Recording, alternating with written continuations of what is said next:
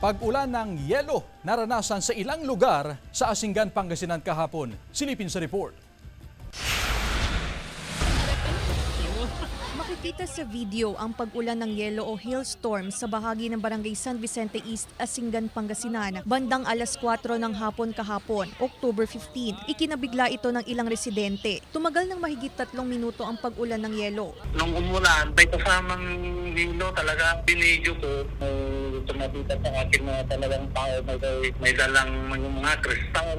Ayon sa Pag-asa, normal ang pag-ulan ng yelo sa bansa kapag malakas ang thunderstorms, bagamat karaniwan itong nararanasan tuwing Mayo hanggang Hulyo. Nakapagtala rin kahapon October 15 ng 34 degrees Celsius na temperatura kasabay ng naranasang thunderstorm. Pagka May to October, sa mga panahon na to, yung temperature natin is talagang mataas, saka nagkakaroon po tayo ng mga cumulonimbus clouds. Nagkakaroon po tayo ng mga malalakas na thunderstorm. Kasama si Henry Duminsil, Claire Lacanilao Dungka, One North Central Luzon.